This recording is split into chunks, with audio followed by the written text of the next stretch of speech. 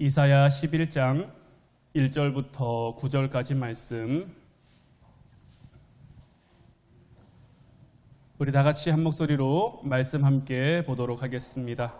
이새의 줄기에서 한 싹이 나며 그 뿌리에서 한 가지가 나서 결실할 것이요, 그의 위에 여호와의 영 곧 지혜와 총명의 영이요 모략과 재능의 영이요 지식과 여호와를 경외하는 영이 강림하시리니 그가 여호와를 경외함으로 즐거움을 삼을 것이며 그의 눈에 보이는 대로 심판하지 아니하며 그의 귀에 들리는 대로 판단하지 아니하며 공의로 가난한 자를 심판하며 정직으로 세상에 겸손한 자를 판단할 것이며 그의 입에 막대기로 세상을 치며 그의 입술의 기운으로 악인을 죽일 것이며 공의로 그의 허리띠를 삼으며 성실로 그의 몸의 띠를 삼으리라.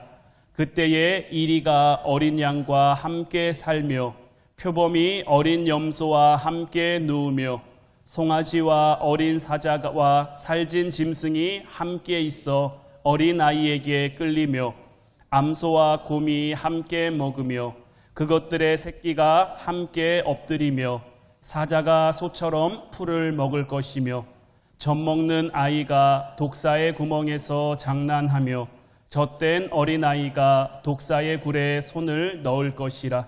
내 거룩한 산 모든 곳에서 해됨도 없고 상함도 없을 것이니 이는 물이 바다를 덮음같이 여호와를 아는 지식이 세상에 충만할 것임이니라. 아멘. 할렐루야.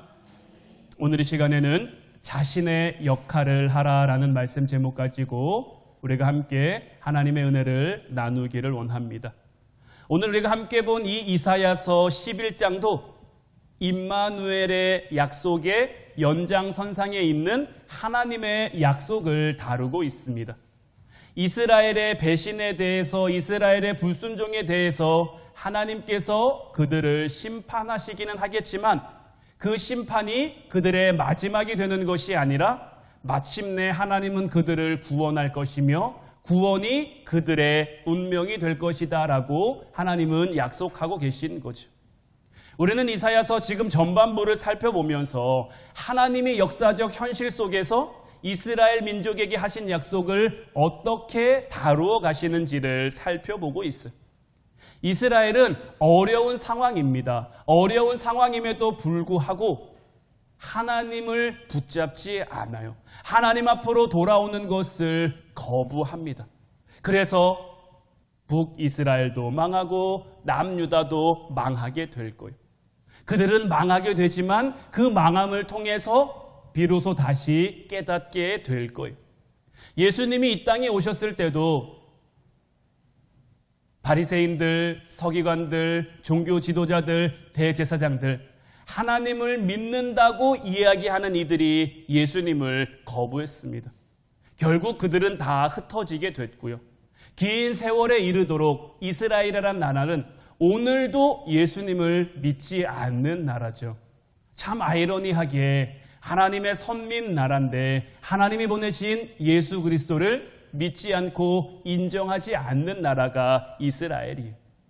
그러나 하나님께서 역사 속에서 그들과 함께 오셨고 하나님이 하신 모든 약속들이 과거에도 성취되었을 뿐 아니라 또 하나님께서는 그 약속을 지금도 이루어가고 계시며 앞으로도 기어코 모든 약속을 완성해 가실 거예요. 하나님의 약속들은 우리 믿는 자들에게 중요한 증언으로 남아있는 것이고 그래서 그것이 우리 믿음의 근거가 되어 오늘을 살 수 있고 미래를 소망하며 미래를 기대할 수 있게 되는 거죠. 오늘 본문 1절부터 5절까지 말씀을 보면 이새의 줄기에서 한 싹이 나며 그 뿌리에서 한 가지가 나서 결실할 것이요 그의 위에 여호와의 영 곧 지혜와 총명의 영이요 모략과 재능의 영이요 지식과 여호와를 경외하는 영이 강림하시리니 그가 여호와를 경외함으로 즐거움을 삼을 것이며 그의 눈에 보이는 대로 심판하지 아니하며 그의 귀에 들리는 대로 판단하지 아니하며 공의로 가난한 자를 심판하며 정직으로 세상에 겸손한 자를 판단할 것이며 그의 입에 막대기로 세상을 치며 그의 입술에 기운으로 악인을 죽일 것이며 공의로 그의 허리띠를 삼으며 성실로 그의 몸에 띠를 삼으리라. 우리는 지난 시간에 본 말씀처럼 이 약속의 말씀이 예수 그리스도를 통해서 성취된다라는 것을 알고 있습니다. 하지만 이사야 선지자가 활동하던 이 시대에는 이 약속은 그저 하나의 징조로서 유효한 것이죠. 그리고 그것은 아마도 하나님의 통치를 대행하는 남유다 왕들을 통해서 실현됐을 거예요.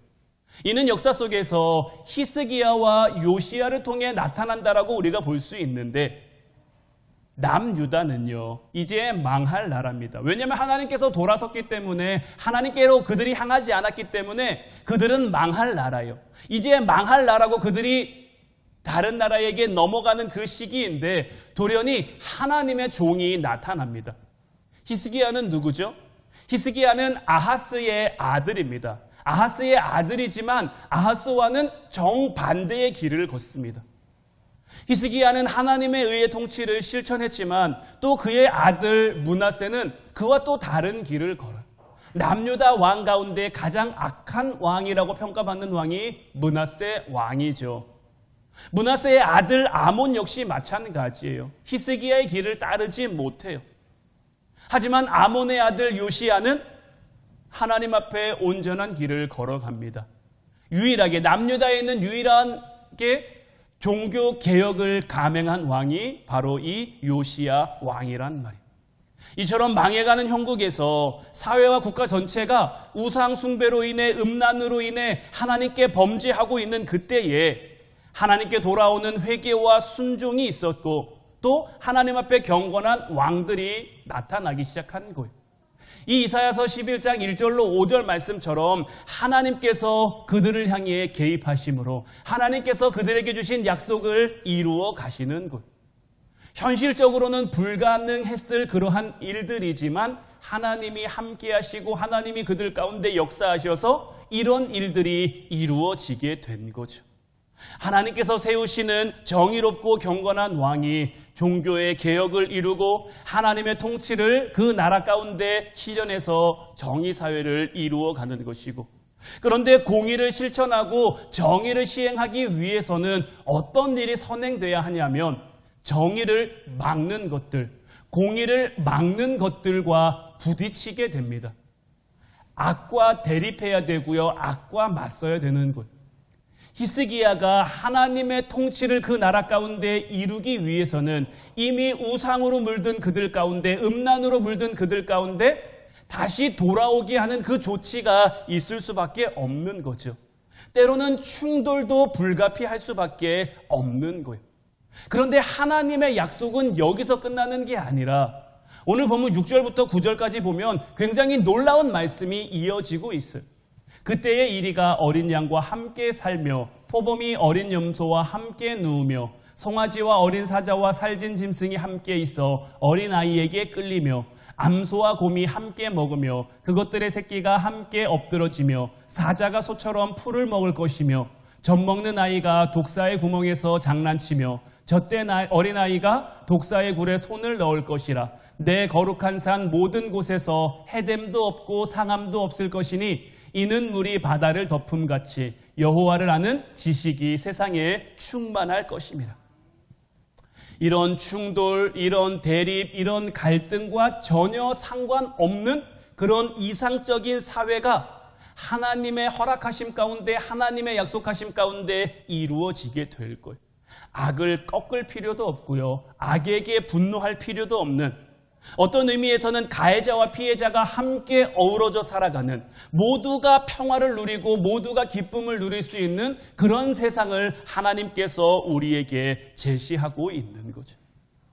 시편 2편 1절부터 12절까지 말씀을 보면요, 어찌하여 이방 나라들이 분노하며 민족들이 헛된 일을 꾸미는가? 세상의 군왕들이 나서며 관원들이 서로 꾀하여 여호와와 그의 기름 부음 받은 자를 대적하며 우리가 그들의 맨 것을 끊고 그의 결박을 벗어버리자 하는도다. 하늘에 계신 이가 웃으시며 주께서 그들을 비웃으시리로다. 그때에 분을 바라며 진노하사 그들을 놀라게 하며 이르시기를 내가 나의 왕을 내 거룩한 산 시온에 세웠다 하시리로다. 내가 여호와의 명령을 전하노라. 여호와께서 내게 이르시되 너는 내 아들이라. 오늘 내가 너를 낳았도다. 내게 구하라. 내가 이방 나라를 내 유업으로 주리니 내 소유가 땅끝까지 이르리로다. 내가 철창으로 그들을 깨뜨리며 질그릇같이 부수리로다 하시도다. 그런즉 군왕들아 너희는 지혜를 얻으며 세상의 재판관들아 너희는 교훈을 받을지어다. 여호와를 경외함으로 섬기며 떨며 즐거워할지어다. 그의 아들에게 입맞추라. 그렇지 아니하면 진노하심으로 너희가 길에서 망하리니 그의 진노가 급하심이라. 여호와께 피하는 모든 사람은 다 복이 있도다. 자, 이 말씀 역시 예수 그리스도에 대한 어떤 예언의 말씀이고 예표의 말씀이었는데, 자, 이 말씀을 보면 세상의 군왕들과 관원들이 꾀해서 여호와와 그의 기름 부음 받은 자를 대적했어요. 로마 시대에 이 하나님의 백성이라고 불리는 그 유대인들이 로마 권력과 결탁해서 예수 그리스도를 십자가 가운데 매달아 죽였죠. 이는 역사적인 사실입니다. 예수님은 그렇게 로마의 권력 아래서 약속의 백성들의 고소와 비난을 받으며 돌아가셨단 말이에요. 그리고 이런 현상은 오늘날에도 똑같이 나타납니다. 오늘날에 예수 그리스도가 이 세상 가운데 얼마나 인정받는다고 여러분들 생각하십니까?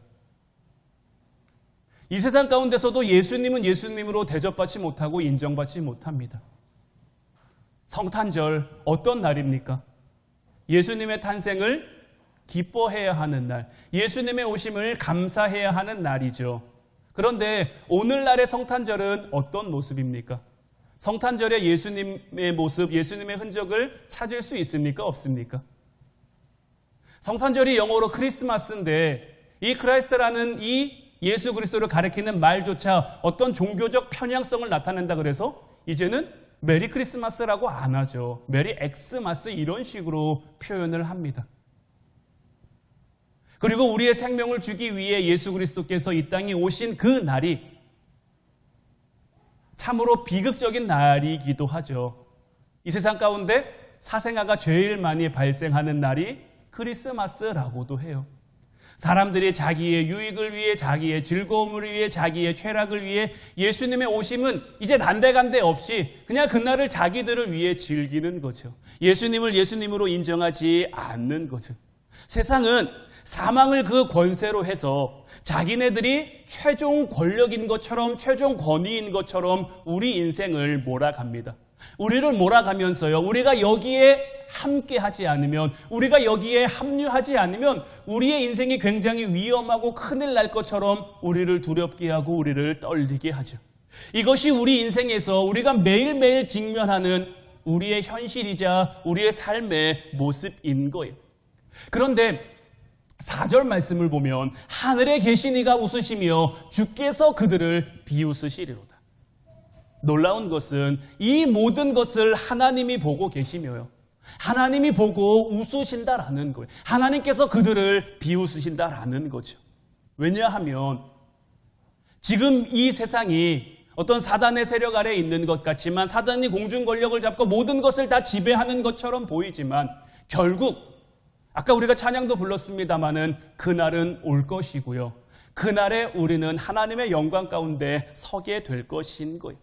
하나님은 하나님의 약속과 임재의 상징인 내가 나의 왕을 내 거룩한 산 시온에 세웠다라는 거죠.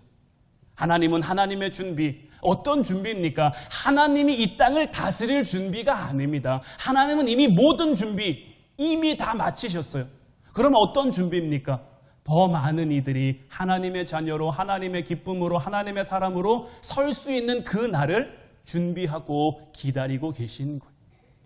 전 인류의 어떤 역사와 전 인류의 어떤 그 삶의 흐름을 보면서 우리는 하나님의 개입, 하나님의 반전, 그 약속의 실현이 이루어지는 것을 볼 수 있어야 되고 깨달을 수 있어야 되고, 그러므로 말미암아 하나님이 이 땅 가운데 다시 오실 그날을 준비하며 살아갈 수 있어야 하는 거예요. 그래서 그 임무를 받은 자들, 하나님의 약속을 부여받은 자들은 어떤 삶을 살아가야 됩니까? 외치는 삶을 살아가야 하는 거예요. 어떤 것을 외쳐야 됩니까? 내가 여호와의 명령을 전하노라. 여호와께서 내게 이르시되 너는 내 아들이라. 내가 오늘 너를 낳았도다. 내게 구하라. 내가 이방 나라를 내 유업으로 주리니 내 소유가 땅끝까지 이르리로다. 내가 철창으로 그들을 깨뜨리며 질그릇같이 부수리로다. 그리고 이 모든 것이 예수 그리스도를 통해 이루어졌고 성취됐죠. 이미 예수님께서 사망 권세를 깨뜨리셨고요. 우리 모두에게 그 반전의 은혜와 구원의 기적이 이어지게 된 거죠. 어둠은 빛을 가리지 못합니다. 아무리 작은 빛이라고 해도요, 아무리 약한 빛이라고 해도요, 빛은 빛으로 어둠을 밝힙니다. 정말 희미하게 다 꺼져가는 그 촛불 하나도 그 촛불의 힘만큼 주변을 밝힐 수 있고요. 그 어둠을 몰아낼 수가 있는 거예요. 마찬가지로 예수 그리스도는 빛으로 이 땅에 오셨고요. 그 빛을 저와 여러분들에게 다 나누어 주셨어요. 우리는 그 빛으로 이 땅을 비추며 살아가야 하는 거예요. 그렇게 우리가 서 있는 곳에 생명의 빛이 전해지게 될 거고요. 그 생명을 막을 수 있는 것은 아무것도 없다라는 것을 우리는 늘 기억하며 살아갈 수 있어야 되는 거예요.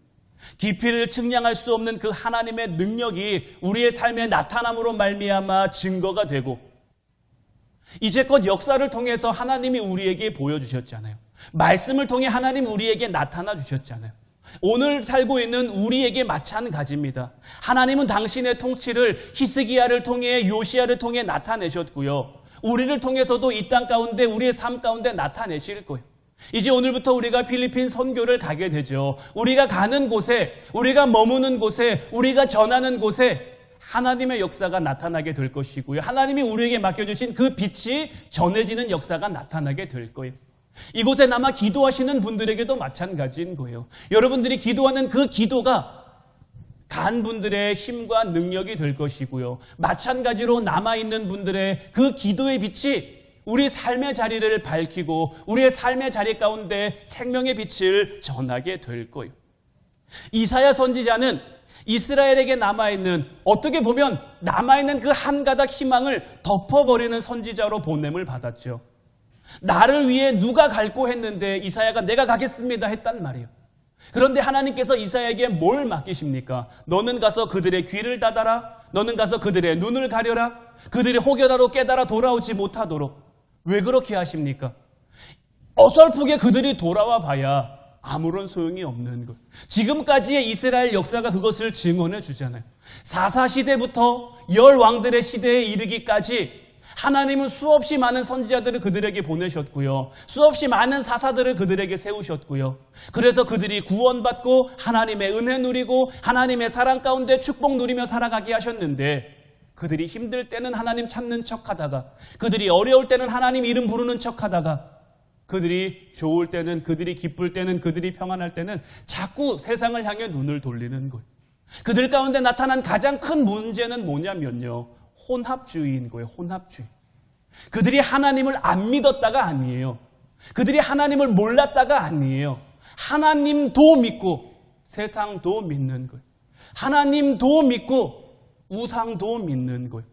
하나님을 세상에 그저 그런 아무런 힘도 없고 아무런 능력도 없는 그런 우상 중에 하나로 치부해 버린 거죠. 이게 이 세상 가운데 제일 무서운 겁니다. 예수님께서도 우리에게 분명히 말씀하셨죠. 너는 차든지 뜨겁든지 둘 중에 하나만 해라. 네가 미지근하면 나는 너를 토해 버린다라는 거예요. 내 삶이 하나님 앞에 차가우면요, 나중에 하나님 앞에서 어떤 변명도 할 수가 없죠. 왜냐하면 나는 하나님 앞에 차가운 인생을 살았으니까요.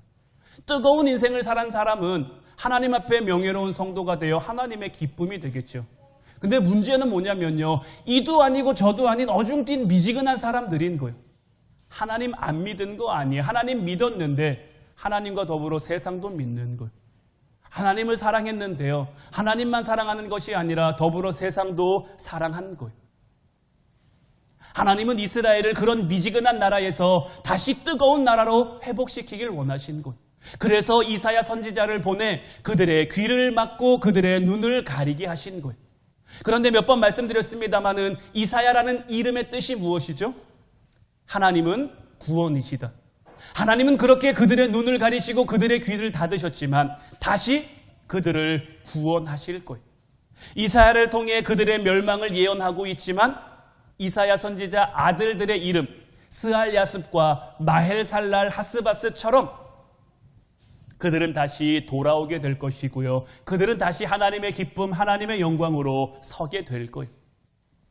그런데 우리가 이사야가 참 어려운 것이 우리의 이해로는, 우리의 이성으로는 이 두 가지가 하나로 잘 묶여지지 않는 거죠. 심판과 구원, 심판이면 심판이고 구원이면 구원인데 이 둘이 함께 묶이니까 이게 참 어렵고 이게 참 힘든 거예요. 그래서 심판과 구원이 자꾸 우리에게 이분법처럼 느껴지는 거죠. 어떤 이분법입니까? 예수님을 잘 믿는다, 잘 믿지 않는다. 잘 믿으면 구원받을 것이고 잘 믿지 않으면 심판받을 것이고, 예수님을 믿는 것도 예수님을 더 온전히 잘 믿는 자와 예수님을 대충 믿는 자로 나뉘게 될 거죠. 우리의 이해로는, 우리의 상식으로는 자꾸 이 이분법적으로 뭔가를 구분한단 말이에요. 그런데 오늘 본문 6절부터 9절까지 말씀을 보면 성경은 우리에게 그렇게 이야기하지 않는 거예요. 이 두 가지를 한대로 묶는 거예요. 여러분, 이리와 어린 양이 함께 살아갈 수가 있습니까? 우리의 생각으로는 안 되는 거예요. 표범과 어린 양, 어린 염소가 함께 누울 수 있습니까? 송아지와 어린 사자와 살찐 짐승이 함께 있을 수 있습니까? 이것이 어린아이의 손에 이끌릴 수 있습니까? 암소와 곰이 함께 먹으며 그것들의 새끼가 함께 엎드리며 사자가 소처럼 풀을 먹는다? 우리의 생각으로는 이해할 수 없는 그런 말씀이죠. 우리의 생각으로 이것도 이해가 안 되는데 어떻게 구원과 심판이 한데 묶이는 것을 이해할 수 있겠습니까? 하지만 하나님은 우리에게 이런 나라를 말씀하시는 거예요. 젖먹는 아이가 독사의 구멍에서 장난하며 젖된 어린아이가 독사의 굴에 손을 넣을 것이라. 내 거룩한 산 모든 곳에서는 뭐가 없습니까? 해됨도 없고 상함도 없고, 이는 물이 바다를 덮음같이 여호와를 아는 지식이 세상에 충만할 것인 거예요. 임마누엘의 출생이 당시 역사 속에 나타나는 한 증거이기는 했지만 그 깊이와 넓이와 내용이 얼마나 풍성한지는 사실 예수님이 오실 때까지는 그들은 잘 알지 못했죠. 알지 못할 수밖에 없었죠. 또한 우리도 마찬가지입니다. 예수님이 오심으로 인해서 우리가 예수님에 대한 말씀을 봄으로 인해서 그 깊이와 넓이와 그 내용의 풍성함을 그 시대 사람들보다는 조금 더 이해하기는 하게 됐습니다마는 온 세상이 그것을 알려면 주님께서 다시 오는 그날이 이루어져야, 마지막 심판 날이 되어야 우리가 온전히 이 모든 것을 알게 되겠죠. 로마서 5장 5절로 8절 말씀 보면요, 소망이 우리를 부끄럽게 하지 아니함은 우리에게 주신 성령으로 말미암아 하나님의 사랑이 우리 마음에 부은 바 됨이니 우리가 아직 연약할 때에 기약대로 그리스도께서 경건하지 않은 자를 위하여 죽으셨도다. 의인을 위하여 죽는 자가 쉽지 않고 선인을 위하여 용감히 죽는 자가 혹 있거니와 우리가 아직 죄인 되었을 때에 그리스도께서 우리를 위하여 죽으심으로 하나님께서 우리에 대한 자기의 사랑을 확증하셨느니라. 예수님께서 우리를 위해 죽으셨습니다. 여러분들 다 믿으시죠? 안 믿으십니까? 예수님이 우리를 위해 죽으신 거 여러분들 믿으시죠? 이거는 우리가 잘 알고 있는 내용입니다. 이것이 없었다면 오늘의 우리도 있을 수가 없는 거예요. 그런데 이 말씀을 보면 어떻습니까? 예수님이 언제 죽으셨습니까? 우리가 아직 죄인 되었을 때에, 우리가 아직 연약할 때에, 우리가 예수 그리스도를 알지 못했을 때에 예수님께서 우리를 위해 십자가를 지신 거죠. 그래서 이 십자가의 은혜가 우리의 전적인 은혜가 되는 거예요.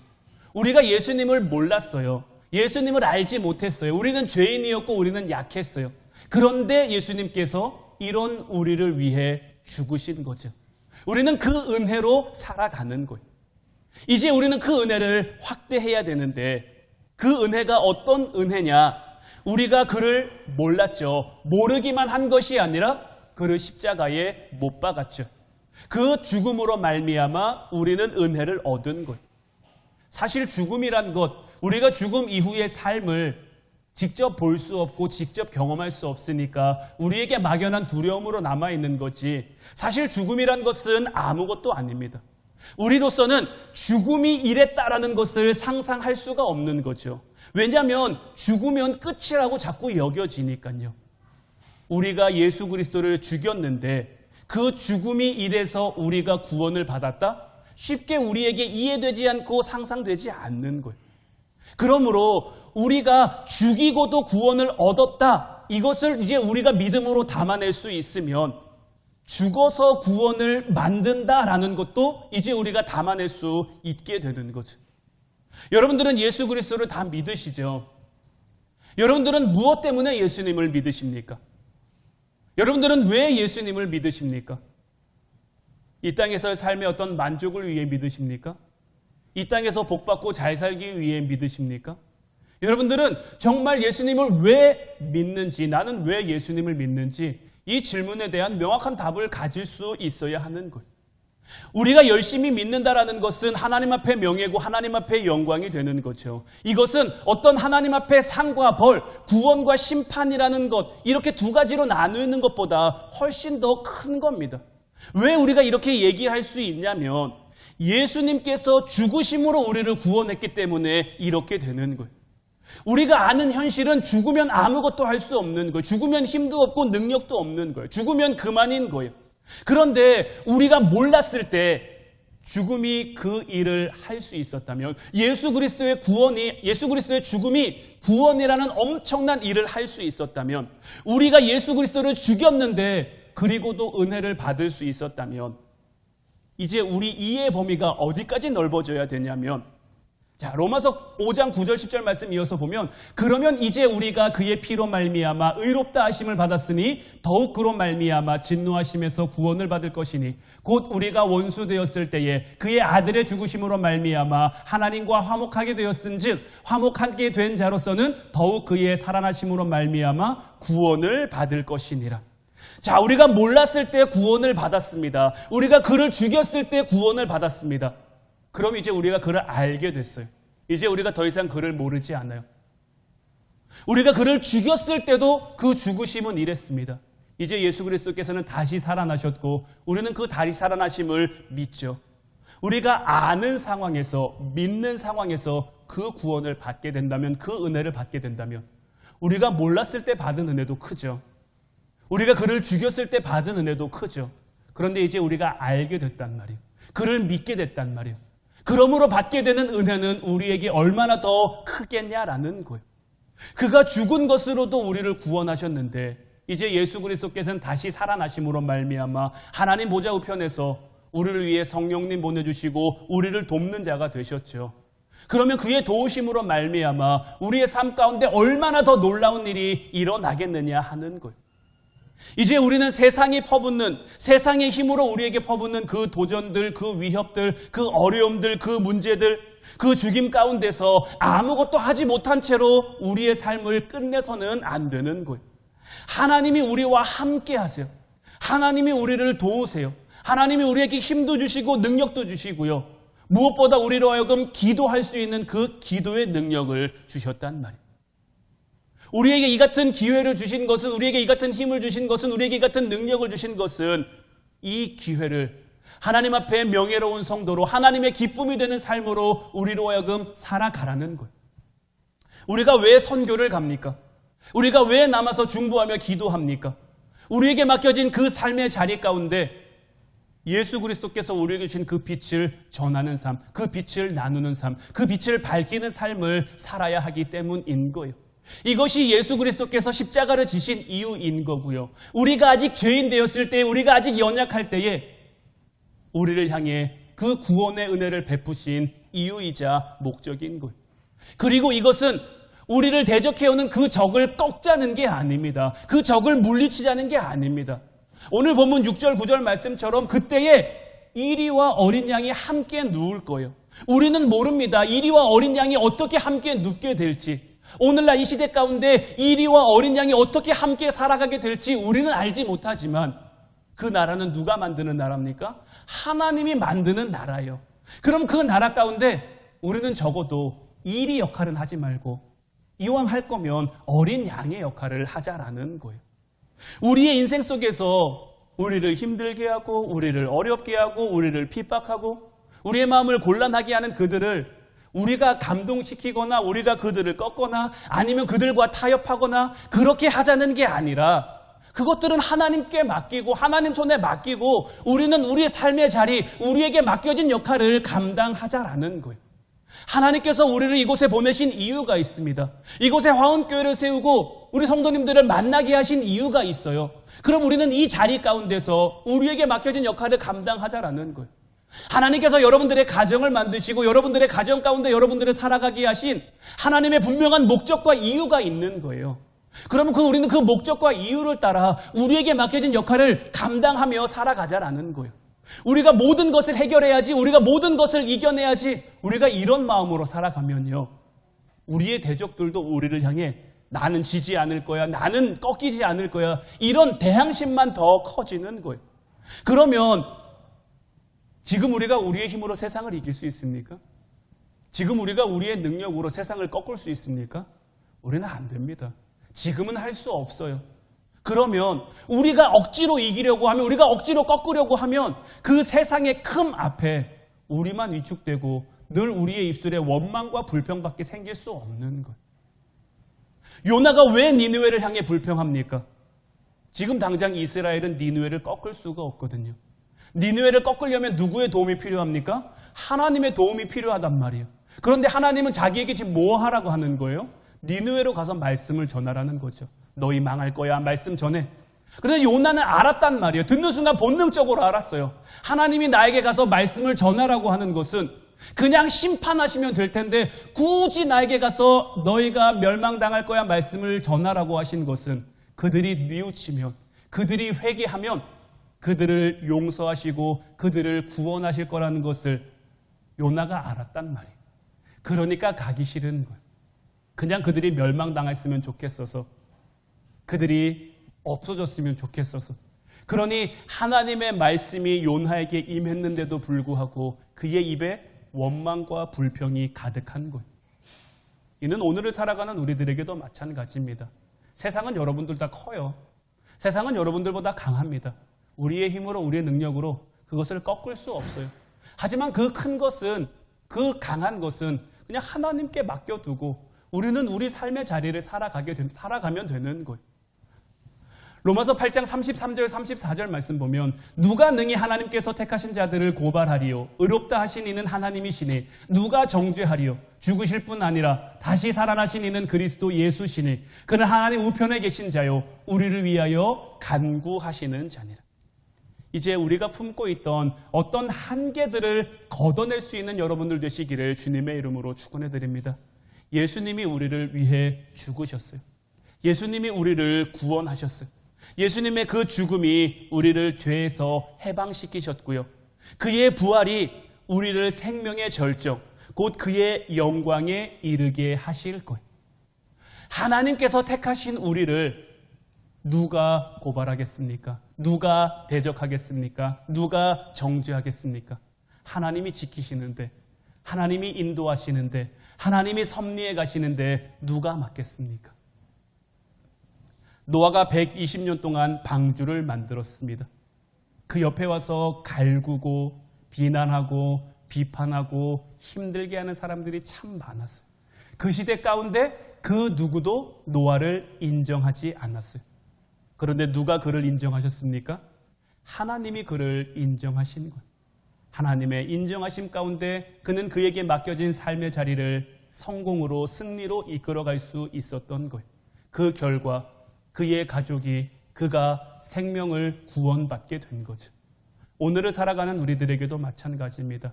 하나님께서 우리에게 맡겨주신 우리 삶의 자리에서 우리는 우리에게 맡겨진 그 말씀을 붙들고 승리하는 삶을 살아갈 수 있어야 해요. 때로는 세상이 우리를 향해 도전해 올 수도 있어요. 때로는 세상이 우리를 향해 부딪혀 올 수도 있어요. 하지만 그 가운데 우리가 하나님의 말씀 붙들고 우리 삶의 자리를 살아가면 하나님이 지키시고 하나님이 인도하셔서 우리의 삶을, 우리의 가정을 구원하실 거예요. 이새의 뿌리로부터 출발한 하나님의 역사, 그 구체적인 약속이 그 성취가 이제 우리의 생애 속에서 우리의 삶 속에서 반복적으로 나타나게 될 거예요. 한 번 나타나고 끝이 아니라요. 계속해서 이어져서 우리가 하나님의 사람으로 하나님의 기쁨으로 살아가는 동안 늘 나타나게 될 거예요. 이제 그 나라를 향한 하나님의 뜻은 반드시 이루어지며 그 나라를 향한 하나님의 계획은 성실하게 이루어짐을 믿음으로 고백하며 삶으로 증거해내는 저와 여러분들 되시기를 주님의 이름으로 축원해 드립니다. 이제 우리가 그 나라를 살아갈 때에 하나님이 우리에게 은혜 주시고 기쁨 주시고 감사 주셔서 하나님을 더욱 찬양하고 예배하게 하실 줄로 믿습니다. 기도하겠습니다.